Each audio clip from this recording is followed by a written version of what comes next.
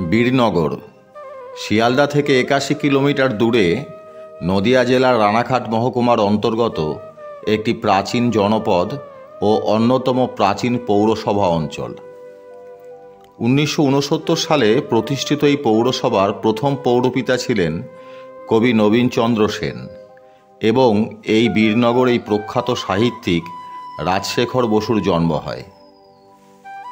আজ থেকে প্রায় ৫০০ বছর আগে এই স্থানের পাশ দিয়ে বয়ে যেত ভাগীরথী, যা বর্তমানে দিক পরিবর্তন করে চলে গেছে অনেক দূরে। ব্রিটিশ আমলের আগে গঙ্গা তীরবর্তী বীরনগরের নাম ছিল উলা। দস্যু দমনে স্থানীয় বাঙালি যুবকদের বীরত্ব দেখে ইংরেজরা এই স্থানের নামকরণ করে উলা বীরনগর বা বীরনগর। বেশ কিছু সুপ্রাচীন মন্দির এখানে আজও বর্তমান। আজ আমরা এসেছি উলা বীরনগরের বিখ্যাত উলাই চণ্ডীতলা। চণ্ডীমঙ্গলে বণিকখণ্ডে সওদাগরের বাণিজ্য তরী ডুবে যাওয়া আর শেষ পর্যন্ত দেবী চণ্ডীর পুজো করে বিপদ থেকে মুক্তি পাওয়ার সেই কাহিনী মনে পড়ে যাবে বুদ্ধ পূর্ণিমার দিন সকালে নদিয়ার উলা বীরনগরের মাটিতে পা রাখলে। লোকসংস্কৃতির এক প্রাচীন ধারাকে ছুঁতে তো পারবেনই, ধর্মবিশ্বাস থাকলে পেয়ে যেতে পারেন মা দেবী চণ্ডীর আশীর্বাদও। চণ্ডীমঙ্গলের এই কাহিনী রেশ ধরেই জনশ্রুতি আছে উজানিনগর থেকে ত্রিবেণী যাওয়ার পথে গঙ্গা তীরবর্তী এই উলাগ্রামের কাছেই বড় প্রাকৃতিক দুর্যোগের মধ্যে পড়েছিলেন ধনপতি সওদাগরের পুত্র শ্রীমন্ত সওদাগর।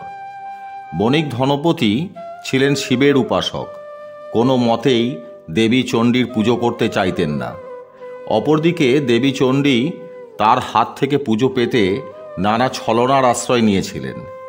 উলা বীরনগর জড়িয়ে আছে ধনপতি পুত্র শ্রীমন্তর গল্পকে ঘিরেই।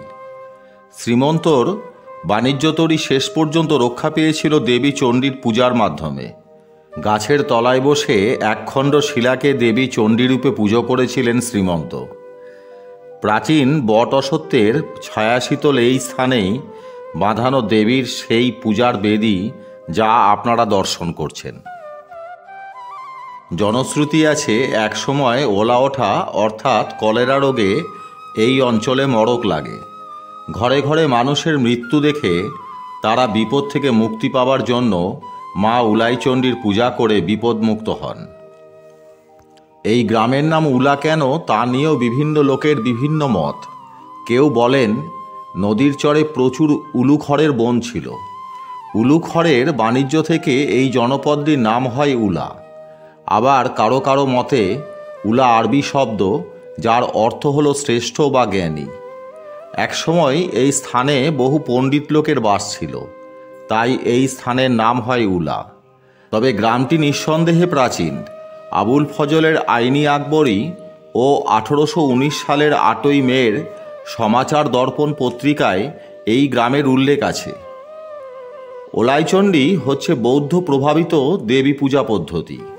বৌদ্ধ তন্ত্র অনুসারে শুরুতে এই পূজা হারি সম্প্রদায়ের ছিল। প্রাক বৌদ্ধ যুগের বাংলার ধর্মাচরণের সঙ্গে এই দেবীর গভীর সম্পর্ক আছে। প্রতি বছর বৈশাখ মাসে বুদ্ধ পূর্ণিমার পুণ্য লগ্নে দেবীর সার্বজনীন বাৎসরিক পূজা উপলক্ষে এখানে বিশাল মেলা হয়। অনেকে এই মেলাকে জাতের মেলাও বলেন। শোনা যায় এই মা উলাইচণ্ডীর মেলা প্রায় ৫০০ বছরের প্রাচীন মেলা। এখানে মা খুব জাগ্রত, তাই হাজার হাজার ভক্ত গাছে সুতো দিয়ে ঢিল বেঁধে করে যান মানত। আর যাদের মনস্কামনা মা পূর্ণ করেছেন তারা নানা রকম পূজা অর্চনার মাধ্যমে, আবার কেউ কেউ ছাগ বলি দিয়ে পূজা দিয়ে থাকেন। শোনা যায় একসময় এখানে মহিষ বলির প্রথা ছিল। যখন মানুষ রান্না আর পানীয় জল হিসাবে পুকুরের জল ব্যবহার করত, যখন চিকিৎসা বিজ্ঞানে কলেরা রোধ করার জন্য সম্পূর্ণ চিকিৎসা পদ্ধতি আসেনি, তখন মাঝে মাঝেই কলেরা অর্থাৎ ওলা ওঠার মতো মারণ রোগ গ্রামের পর গ্রামকে মৃত্যু নগরী বানিয়ে ফেলত। জনশ্রুতি আছে সেই সময় ওলা ওঠা অর্থাৎ কলেরা রোগ থেকে মুক্তি পাবার জন্য এই দেবীর কাছে সবাই প্রার্থনা করতেন। মেলার সময় এই অঞ্চলে শতাধিক বছরের পুরনো আরও 3 দেবী পূজিতা হন। সেই 3 দেবী হলেন মা বিন্ধ্যবাসিনী, মহিষমর্দিনী এবং গণেশ জননী দুর্গা। মেলাও চলে তখন 4 দিন ধরে। বুদ্ধ পূর্ণিমার আগের দিন এখানে 1 পশলা বৃষ্টি হয়। মা উলাইচণ্ডী নিজেই তার বেদী ভক্তদের জন্য ধুয়ে দেন। মেলায় আগত দর্শনার্থীরা এখানে প্রাণ ভরে কেনাকাটা করে। শ্রীমন্ত সওদাগরের সময় থেকে আজ পর্যন্ত যারা পসরা সাজিয়ে বাণিজ্য করতে আসে তারা প্রত্যেকেই হাসি মুখে বাড়ি ফেরেন। মায়ের নির্দেশ আছে মন্দিরে ছাদ দেওয়া যাবে না, তাই মায়ের বেদির উপরে কোনো ছাদ নেই। পানীয় জল, বসার ব্যবস্থা সবই আছে এখানে।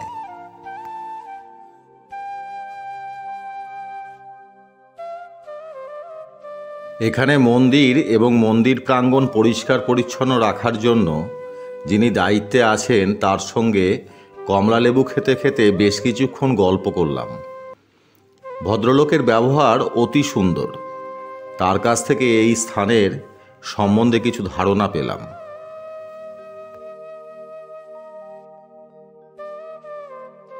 এখানে আসতে হলে শিয়ালদা থেকে কৃষ্ণনগরগামী লোকাল ট্রেনে নামুন বীরনগর স্টেশন। তারপর টোটোয় 10 থেকে 15 টাকা ভাড়ায় চলে আসুন ওলাইচণ্ডীতলা।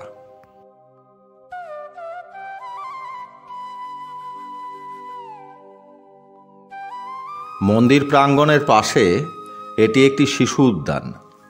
বাইরে থেকে বেশ সুন্দর মনে হলো। আপনারা সকলে ভালো থাকবেন এই আশা রেখে আজ এখানেই শেষ করলাম। নমস্কার।